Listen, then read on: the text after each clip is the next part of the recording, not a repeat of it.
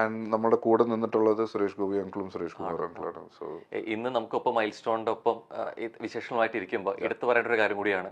കാരണം പ്രത്യേകിച്ച് നമ്മുടെ ഒരു ഫാമിലി അംഗം കൂടിയാണ്, പ്രത്യേകിച്ച് അതുപോലെ തന്നെ സുരേഷ് ഏട്ടനും.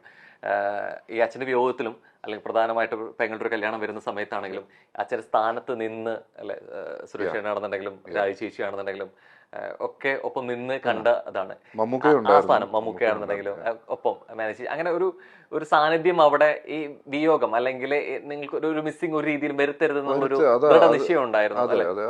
അത് അച്ഛന്റെ ബ്ലെസ്സിങ്സ് ആയിട്ട് തന്നെയാണ് കരുതുന്നത്. അച്ഛൻ എന്തുമാത്രം അവരുമായിട്ട് റിലേഷൻഷിപ്പ് മെയിൻറ്റെയിൻ ചെയ്തിരുന്നു എന്നുള്ളതിന്റെ ഒരു റിഫ്ലക്ഷൻ ആയിട്ടാണ് ഞങ്ങളത് കാണുന്നത്. പിന്നെ സുരേഷ് ഗോപി അങ്കിളുടെ കാര്യത്തിൽ പ്രത്യേകം പറയണമെങ്കിൽ സുരേഷ് ഗോപി അങ്കിൾ ഇങ്ങനെയാണ്. പിന്നെ ഇപ്പോ എനിക്ക് മാത്രമല്ല, ഞങ്ങൾക്ക് മാത്രമല്ല, പേഴ്സണലി അല്ല, സുരേഷ് ഗോപി അങ്കിളുടെ കൂടെ പല ചാരിറ്റി വർക്ക്സ് ചെയ്യുന്ന ആൾക്കാരുണ്ട് സുരേഷ് ഗോപി അങ്കിൾ. അത് അങ്കിൾ ഒന്നും കണ്ടിട്ടൊന്നുമല്ല. He's generally like that. It's very ഇൻഡസ്ട്രിയിലിരുന്ന് ഇങ്ങനെ ഒരു സോളിനെ കാണുന്നത് ഭയങ്കര അപൂർവമാണ് എന്നുള്ളതാണ്. ഞങ്ങൾ മൈൽ സ്റ്റോൺ മേക്കേഴ്സിന്റെ സുരേഷ് ഗോപി അദ്ദേഹത്തെ വെച്ചിട്ട് ഒരു ഫാൻസ് മീറ്റ് വെച്ചിട്ടുണ്ട്. തീർച്ചയായിട്ടും പ്രതീക്ഷിച്ച ഒരു സാന്നിധ്യം ഉറപ്പായിട്ടും വരേണ്ട പരിപാടിയായിരുന്നു. ഞാൻ നാട്ടിലില്ലായിരുന്നു, ഞാൻ ദുബായിലായിരുന്നു. അവിടെ ഇച്ചിരി പരിപാടിയൊക്കെ ആയിട്ട് നിൽക്കുമായിരുന്നു, അതുകൊണ്ട് വരാൻ പറ്റാതെ. ഇനി ഒരു പരിപാടി വെക്കുമ്പോൾ ഡെഫിനറ്റ്ലി അന്നൊരു പക്ഷെ വന്നിരുന്നെങ്കിൽ ഞങ്ങൾക്ക് കിട്ടാവുന്ന ഒരു പക്ഷെ അന്ന് ആ ഫാൻസ് മീറ്റ് കണ്ടുകൊണ്ടിരിക്കുന്ന പ്രേക്ഷകർ കിട്ടുന്ന ഏറ്റവും വലിയ നല്ലൊരു മൊമെന്റ് കൂടിയായി പോയേനെ എന്നുള്ളതാണ്. എനിക്കായിരുന്നു മിസ്സിംഗ്. സുരേഷ് ഗോപി അങ്കിളിന് അതൊരു മിസ്സിംഗ് അല്ല, എനിക്കതൊരു വലിയ മിസ്സായി പോയി. നാട്ടിലില്ലായിരുന്നു, ഇല്ലെങ്കിൽ ഞാൻ ഉറപ്പായിട്ടും വന്നേനെ. ഈ പലപ്പോഴും രതീഷ് എന്നൊരു താരോദയത്തിന് പറയുമ്പോൾ തന്നെ ഈ വരുന്ന കൂടുതലും ഐവിശേഷി ചിത്രത്തിലൂടെയാണ്. അത് ശ്രദ്ധിച്ച പടം എന്നുള്ള തുഷാരം കൂടിയാണ്. ഒപ്പം തന്നെ ഈ വളർച്ചയുടെ ഒപ്പം തന്നെ എടുത്തു പറയുന്ന ഒരു കാര്യമുണ്ട്, ജയൻ എന്ന അദ്ദേഹത്തിന്റെ അസാന്നിധ്യം കൂടി കുറേയേറെ സാധ്യതകൾ വന്നു എന്നുള്ളത്. ഇത്തരത്തില് ആ സമയത്ത് ഒരു ചർച്ചകളോ അല്ലെങ്കിൽ ഈ വിശേഷങ്ങളൊക്കെ അച്ഛൻ പങ്കുവച്ചിട്ടുണ്ടോ? ഇല്ല, നമ്മൾ അതിനെ കുറിച്ച് അങ്ങനെ പറഞ്ഞ പോലെ നേരത്തെ വി വർ വെരി യങ്. അപ്പൊ നമുക്കിടയിൽ സിനിമയെ കുറിച്ചുള്ള ഒരു ഡിസ്കഷൻ ഒന്നും ഇല്ലായിരുന്നു. നമുക്ക് അച്ഛൻ വന്നു കഴിഞ്ഞാൽ കറങ്ങാം, ഹോളിഡേ എവിടെയെങ്കിലും പോവുക, അങ്ങനത്തെ പരിപാടികൾ ഭയങ്കര ജോളി ആയിട്ട്. വളരെ ലേറ്റ് ആയിട്ടാണ് നമ്മൾ അറിയുന്നത് അച്ഛന്റെ ഒരു how big an actor he's in Malayalam industry എന്നുള്ളത്. നമ്മൾ അറിയുമ്പോഴത്തേക്ക് വൈകിപ്പോയി. ഡെഫിനറ്റ്ലി തിരിച്ചറിഞ്ഞത് വളരെ ലേറ്റ് ആയിട്ടാണ്. അപ്പൊ ഞാൻ പറയാറുണ്ട്, ഞാൻ അച്ഛന്റെ പടം കമ്മീഷണർ കണ്ടിട്ടാണ് ഞാൻ ആക്ടിങ്ങിലോട്ട് ഐ മീൻ വില്ലൺ ആവണം എന്നുള്ള ഒരു ഇത് വരുന്നത്. ലൈക്ക് നന്നായി, ബിക്കോസ് ഹീറോ പടങ്ങളൊക്കെ കണ്ടിരുന്നെങ്കിൽ ചിലപ്പോൾ ഞാൻ ആക്ടിങ്ങിന് വരത്തില്ലായിരുന്നു. പെർഫോം അത്രയും വലിയൊരു പെർഫോമൻസ് ഒക്കെ ചെയ്തു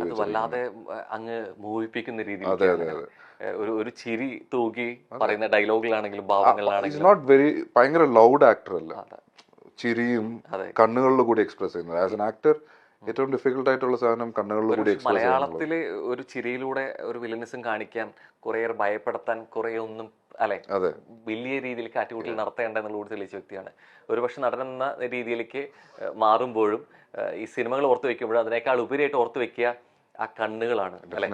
ആ കണ്ണുകളിലെ മിന്നി മായുന്ന ഭാവങ്ങളും എന്നുള്ളത് എടുത്തു പറയാതിരിക്കാൻ പറ്റില്ല എന്നാണ്. എത്ര തന്നെ സിനിമകളും ഈ മലയാളികൾ എപ്പോഴും രതീഷ് എന്ന വലിയ നടനെ ഓർത്തു വെക്കുന്നതിൽ പ്രധാന ക്യാരക്ടർ വരെ മോഹൻ തോമസ് ആയിരിക്കും. പക്ഷെ ഇത്രത്തോളം ക്യാരക്ടറിൽ ചെയ്ത് വെച്ചിട്ടുണ്ട് എന്നുള്ളതിൽ ഒരു മകനായിട്ട് അതില് മെയിൻ കാരണം എന്ന് വെച്ചാൽ അത്രയും നാൾ ഹീറോ ആയിട്ടിരുന്ന ആളുടെ ഒരു സ്വിച്ച് ചെയ്യുന്നത്, അതും ഇറ്റ് വാസ് വെരി ഡ്രാസ്റ്റിക്. അപ്പോഴും ആ വില്ലൻ ചെയ്യുമ്പോഴും നമുക്ക് എല്ലാവർക്കും അറിയാം അതില് ഭയങ്കര ലൗഡായിട്ടുള്ള എക്സ്പ്രഷനും കാര്യങ്ങളൊന്നുമില്ല. ഡയലോഗ്സ് കൂടുതലും മോഡുലേഷനിലാണ് ചെയ്യുന്നത്. അപ്പോൾ അത് ഭയങ്കരമായിട്ട് ആൾക്കാർ ഉൾക്കൊള്ളും അത്. സോ അതാണ് ഇപ്പോഴും എവിടെ പോയാലും ആൾക്കാർ ഫസ്റ്റ് പറയുന്നത് മോഹൻ തോമസ്. അതെ, ആ ഒരു ക്യാരക്ടർ. പക്ഷെ എന്റെ ചോദ്യം അതായിരുന്നു, ഈ ക്യാരക്ടർ പറയുമ്പോഴും ഒരു മകൻ നിലയിലും അല്ലെങ്കിൽ ഒരു നടൻ എന്നുള്ള രീതിയിൽ കുറേയേറെ ഒബ്സർവ് ചെയ്തിട്ടുണ്ട് അച്ഛനെ. അത്തരത്തിൽ ഏത് വേഷ ഏറ്റവും കൂടുതൽ ഓർത്തു വെക്കുന്നത്? ഞാൻ ശരിക്കും കമ്മീഷണറാണ് എന്റെ ഫസ്റ്റ് ഫേവറേറ്റ്. അത് കഴിഞ്ഞ് എനിക്കുള്ളത് രാജാവിന്റെ മകനിലെ ക്യാരക്ടർ ഇഷ്ടമാണ്, കൃഷ്ണദാസ് എന്ന് പറഞ്ഞ പൊളിറ്റീഷ്യൻ. പിന്നെ വഴിയോര കാഴ്ചകളിലൊക്കെ ഒന്നും ചെയ്യുന്നില്ല. കാശ്മീർ, തുഷാറും കുറെ പടങ്ങളുണ്ട്. പക്ഷെ എന്റെ ഫേവറേറ്റ് ഈ 3 പടങ്ങളാണ് എനിക്ക് ഭയങ്കരമായിട്ട് ഇംപ്രസ് ചെയ്തിട്ടുള്ളത്. As an actor, as A dad, അച്ഛൻ എന്നതിനെക്കാട്ടിലും ആസ് എൻ ആക്ടർ എന്നുള്ള ഒരു ഇതിൽ നമുക്ക് ഇങ്ങനെയൊക്കെ പെർഫോം ചെയ്യാൻ പറ്റും, നമ്മൾ ഇതുപോലെയൊക്കെ ചെയ്യണം എന്നുള്ളത് തോന്നിയിട്ടുള്ളത് ഈ 3 ക്യാരക്ടേഴ്സിലാണ്. ബിക്കോസ് ഞാൻ ഈ കുറെ പടങ്ങൾ കാണാനിരിക്കുന്നേ ഉള്ളൂ. Still not done watching his movies. Close to 150 movies ചെയ്തിട്ടുണ്ട് ഈ 8 to 10 years സ്പാനിൽ. കണ്ടുവരുന്നേ ഉള്ളൂ എല്ലാ പടങ്ങളും. എവിടെയെങ്കിലുമൊക്കെ തോന്നിയിട്ടുണ്ടോ പിന്നീട് അവിടെ കമ്പമായിരുന്നതുകൊണ്ട് തന്നെ പലപ്പോഴും അച്ഛൻ്റെ സ്റ്റാർഡും അല്ലെങ്കിൽ അച്ഛനെ എത്രത്തോളം ഇവിടെയുള്ള സ്വീകാര്യതയും അറിയാൻ പറ്റിയിട്ടില്ല, പക്ഷെ ഇവിടെ തന്നെ കേരളത്തിൽ തന്നെ ആവുമായിരുന്നെങ്കിൽ ഒരു പക്ഷേ അപ്രതീക്ഷിതമായ വിയോഗത്തിലും അച്ഛനായിട്ട് കുറേയേറെ കാര്യങ്ങൾ അറിയാൻ പറ്റുമായിരുന്നു, അങ്ങനെ ഇല്ല, ചിന്തിച്ചില്ല? അങ്ങനെ ഒരിക്കലും ചിന്തിച്ചിട്ടില്ല. ബിക്കോസ് അത് അച്ഛന്റെ അന്നത്തെ ചോയ്സ് ആയിരുന്നു. അച്ഛൻ ഒരിക്കലും അച്ഛൻ ചെയ്തിട്ടുള്ള ഓരോ ചോയ്സസിലും അച്ഛന് റിഗ്രറ്റ്സ് ഇല്ല. So I am happy in that way that he lived his life. There was no regrets for him. So ആ ജേർണിയിൽ അച്ഛൻ്റെ ഇതിൽ നമുക്കും കൂടെ ആസ് എ സൺ ഓർ നിങ്ങളുടെ സിബ്ലിങ്സ് എല്ലാവർക്കും we are only proud and happy about how it was. അല്ലാതെ നമുക്ക് ഒരിക്കലും കേരളത്തിലായിരുന്നെങ്കിൽ ചിലപ്പോ നമുക്ക് ഇച്ചിരി കൂടെ നല്ലതായിരുന്നു അങ്ങനെയൊന്നും തോന്നിയിട്ടില്ല. ഈ അദ്ദേഹത്തിന്റെ മരണത്തെ കുറിച്ച് സംസാരിക്കുമ്പോഴും രതീഷ് നടനെ കുറിച്ച് സംസാരിക്കുമ്പോഴും ഈ മക്കളെ കുറിച്ച് പറയുന്നത്, പക്ഷെ പലപ്പോഴും ഈ അമ്മയുടെ വിയോഗം പലപ്പോഴും അറിഞ്ഞിട്ടില്ല. പ്രത്യേകിച്ച് ഒരു 4 പേര് സഹോദരങ്ങൾ എന്നുള്ള രീതിയിലേക്ക് ഇനി എന്ത് എന്നുള്ള ചോദ്യചിഹ്നം സ്വാഭാവികമായിട്ട് വന്നിട്ടുണ്ട്. അവിടെ എവിടേക്കോ ഒരു സഹോദരനായിട്ടും ഒപ്പം തന്നെ ഒരു അച്ഛനായിട്ടും നിൽക്കേണ്ടി വന്നിട്ടുണ്ട്. അത് ടോട്ടലി അൺഎക്സ്പെക്റ്റഡ് ആയിരുന്നു. ബട്ട് സർട്ടൻ സിറ്റുവേഷൻസ് നമ്മളെ റിയാക്ട് ചെയ്യിപ്പിക്കും. Like you have to face the reality എന്നുള്ളത്. ആൻഡ് എൻ്റെ ഏറ്റവും വലിയ സ്ട്രെങ്ത് എന്ന് പറയുന്നത് ഞങ്ങൾ സിബ്ലിങ്സ് തന്നെയാണ്, എൻ്റെ സിബ്ലിങ്സ് തന്നെയാണ്. എന്നെ ഒരാളായിട്ട് എനിക്ക് ആ റെസ്പോൺസിബിലിറ്റി എടുക്കേണ്ടി വന്നില്ല. ഞങ്ങൾ 4 പേരും ഭയങ്കര അണ്ടർസ്റ്റാൻഡിങ്. ശരിക്കും താഴെയാണ് അല്ലെങ്കിൽ എൽഡറായിട്ട് ഒരാൾ ചെയ്യട്ടെ എന്നൊന്നും വിചാരിച്ചു അത് വന്നിട്ടില്ല. അതാണ് ഞാൻ പറയുന്നത്. സോ ആ ഞങ്ങൾ തമ്മിലുള്ള ബോണ്ടിങ് ആണ് ഞങ്ങൾ 4 പേരുടെ സ്ട്രെങ്ത്. പിന്നെ നേരത്തെ പറഞ്ഞ പോലെ ഞങ്ങളെ ഗൈഡ് ചെയ്യാൻ സുരേഷ് ഗോപി അങ്കിളും സുരേഷ് കുമാർ അങ്കിളും ഉണ്ടായിരുന്നു ആ സിറ്റുവേഷനിൽ. അത് അവരുടെ അന്നത്തെ ഹെൽപ്പും കാര്യങ്ങളും യു ക്യാൻ നെവർ എക്സ്പ്ലെയിൻ, വേർഡ്സിൽ പറഞ്ഞ് ലിമിറ്റ് ചെയ്യാൻ പറ്റില്ല. അത് ഇപ്പോഴും കണ്ടിന്യൂ ആവുന്നുണ്ട്. ബിക്കോസ് അവരുടെ ഈ 2 വ്യക്തികൾ മാത്രമല്ല, ഞാൻ അവർ 2 പേരെയും പറയുമ്പോൾ ഇവരുടെ ഫാമിലിയും കൂടെ അവരും. ഇപ്പൊ ഞങ്ങൾ 4 പേരും ഉണ്ടായിരുന്നത് സുരേഷ് ഗോപി അങ്കിളുടെ മക്കളുമായി, സുരേഷ് കുമാർ അങ്കിളുടെ മക്കളുമായി. ഞങ്ങൾ എല്ലാവരും ഞങ്ങൾ ട്രിവാൻഡ്രം ഷിഫ്റ്റ് ആകാൻ കാരണം തന്നെ അതാണ്, അവർ 2 പേരും അവിടെ ഉള്ളതുകൊണ്ട്. അല്ലെങ്കിൽ ഞങ്ങൾ എപ്പോഴും ഇവിടെ ഗോൺ ബാക്ക് ടു തമിഴ്നാട്. ഞങ്ങൾ ചിലപ്പോൾ വരുത്തേയില്ലായിരുന്നു. Maybe it would have happen some time, maybe, അറിയത്തില്ല. അവരുള്ളതുകൊണ്ടാണ് ഞങ്ങൾ ട്രിവാൻഡ്രത്തോട്ട് ഷിഫ്റ്റ് ആയത്. ഈ പലപ്പോഴും അച്ഛന്മാർ ഉള്ള സിനിമയിൽ മക്കൾ വരുന്ന രീതിയിലേക്ക് നമ്മൾ സോകോൾ നെപ്പോ കിഡ്സ് ഒക്കെ എന്ന് വിളിക്കുമ്പോഴും അവരുടെ സാന്നിധ്യത്തിൽ വന്നവരാണ്. ഇപ്പോ പൽരാജ് അത്തരത്തിൽ വന്നാണെങ്കിൽ പോലും അച്ഛന്റെ സാന്നിധ്യം ഉണ്ടായിരുന്നില്ല.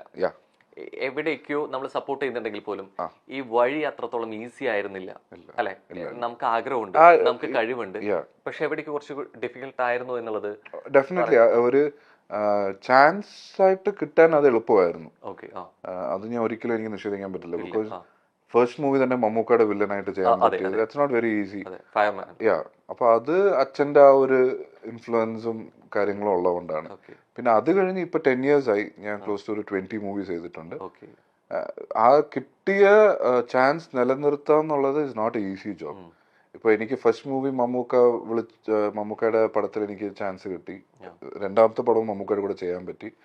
ഇനിയിപ്പോ വീണ്ടും ചെയ്യണമെങ്കിൽ രതീഷിന്റെ മകനാന്നുള്ള ആ ഒരു ടൈറ്റിൽ മാത്രം പോരാ, അത് മാത്രം പോരാ. ഞാൻ എന്റെ കേപ്പബിലിറ്റീസും പൊട്ടൻഷ്യൽ അത് എനിക്ക് ചെയ്യാൻ പറ്റിയത് ഈ പടത്തിലാണ്. DNA-ലാണ് എനിക്ക് ചെയ്യാൻ പറ്റിയത്. ബിക്കോസ് ഇതുവരെ എനിക്ക് കിട്ടിയിട്ടുള്ള റെസ്പോൺസിലിരുന്ന് മാറിയുള്ള റെസ്പോൺസാണ് ഞാൻ ചെയ്തിട്ടുള്ള ക്യാരക്ടറിന് കിട്ടാനുള്ളത്. ഏറ്റവും കൂടുതൽ സംതൃപ്തി നൽകിയത് DNA. ഡെഫിനറ്റ്ലി, നോ ഡൗട്ട് ഇട്ട്. അതിന്റെ ഫുൾ ക്രെഡിറ്റ് എനിക്ക് തരേണ്ടത് സുരേഷ് ബാബു സാറിന് തന്നെയാണ്. ബിക്കോസ് ആ പടം ചെയ്തപ്പോൾ ഇത് ത്രൂ ഔട്ട് ഉള്ള ഒരു ക്യാരക്ടർ ഞാൻ ഇതുവരെ ചെയ്തിട്ടില്ല. ഇങ്ങനെ ഒരു ലെങ്തി ക്യാരക്ടർ ഞാൻ ചെയ്തിട്ടില്ല. First time I am doing it. അപ്പോൾ ആ ക്യാരക്ടർ ചെയ്യാൻ എനിക്ക് സുരേഷ് ബാബു സാർ തന്ന കോൺഫിഡൻസ്. സെറ്റിൽ പലപ്പോഴും പല ഷോട്ട്സിലും എനിക്ക് തോന്നിയിട്ടുണ്ട്, അയ്യോ നമുക്ക് ചെയ്തത് ശരിയായില്ലല്ലോ, നമുക്ക് ഒന്നുകൂടെ ചെയ്യണം. അപ്പോൾ സുരേഷ് ബാബു സാർ പറഞ്ഞു ഇല്ലല്ലോ അത് ശരിയാ, ഒരിക്കലും പ്രഷർ എടുത്തില്ല. ചില ഷോട്ട്സ് എങ്ങാനും ശരിയായില്ലെങ്കിൽ പുള്ളി മാക്സിമം പറഞ്ഞാൽ പറയും പപ്പ ഒന്നുകൂടെ ചെയ്യാം, നമുക്ക് ശ്രദ്ധിച്ച് ചെയ്യണം, അത്രേ ഉള്ളൂ. അത് പിന്നെ തിയേറ്ററിൽ വരുമ്പോൾ എനിക്ക് നല്ല ടെൻഷൻ ഉണ്ടായിരുന്നു ഇത് എന്താവും. ബിക്കോസ് ഫസ്റ്റ് ടൈമാണ് ഞാൻ ത്രൂ ഔട്ട് ചെയ്യുന്നത്. തിയേറ്ററിൽ നിന്ന് നല്ല റെസ്പോൺസാണ് കിട്ടുന്നത്. എനിക്ക് സസ്പെൻസ് ആയതുകൊണ്ട് എനിക്ക് പലതും പറയാൻ കൂടുതലായിട്ട് പറ്റില്ല, അത് ക്രൈം തുറന്ന് ത്രില്ലർ reveal ചെയ്യാൻ ആയതുകൊണ്ട്. ബട്ട് പറ്റില്ല വെരി എന്നുള്ളതാണ്. Happy with the response. മുമ്പ് ദുൽഖർ പറഞ്ഞൊരു കാര്യമുണ്ട്, എനിക്ക് കുറെ നല്ലത് പറയിപ്പിക്കാൻ തന്നെ അപ്പുറത്തേക്ക് വാപ്പ ചെയ്തു വെച്ച കാര്യങ്ങൾക്ക് ദോഷം പറയിപ്പിക്കാതിരിക്കണം എന്നുള്ളതുണ്ട്. ഇത് എവിടേക്ക് ഒരു പ്രഷറാണ് അല്ലെ? കാരണം ഇത്രയും വേഷങ്ങൾ ചെയ്തു വെച്ച ഒരു നടൻ ഈ രൂപം കൊണ്ട് കൂടി വരുമ്പോ എവിടേക്കും ഒരു കമ്പാരിസൺ പ്രഷർ ഭാഗത്തുണ്ടാവും അല്ലെ? അച്ഛൻ ചെയ്തു വെച്ച് ഇങ്ങനെയാണ്, ഇനി വരാൻ പോകുന്ന ഇത്തരത്തിലായിരിക്കും എന്നുള്ളത് അല്ലെ? ഇത് ശരിക്കും നൽകുന്നത് ഒരു പ്രഷറാണോ അതോ അതിനേക്കാളേറെ സന്തോഷം? എന്താ കൂടുതൽ നൽകുന്നത്? സന്തോഷമാണ്, പക്ഷെ അതേപോലെ പ്രഷറുമാണ് ബ്രോ. എന്താ പറയാ, ലൈക്ക് അച്ഛനെ പോലെ ആണെന്ന് പറയുമ്പോൾ നമുക്ക് സന്തോഷമുണ്ട്. അത് പറയുമ്പോൾ തന്നെ അടുത്തത് അവര് പറയണ്ട, നമ്മൾ തന്നെ അത് ഓവർ തിങ്ക് ചെയ്ത് നമ്മൾ തന്നെ തിങ്ക് ചെയ്ത് പ്രഷർ ആവും. Definitely will have to deliver. അവർ അച്ഛനെ പോലെയെന്ന് പറയുമ്പോൾ അവർ നമ്മുടെ അടുത്ത് നിന്ന് എക്സ്പെക്ട് ചെയ്യുന്നതും അച്ഛന്റെ ഒരു ലെവൽ ഓഫ് പെർഫോമൻസസും കാര്യങ്ങളൊക്കെയാണ്. പക്ഷെ ഐ ട്രൈ നോട്ട് ടു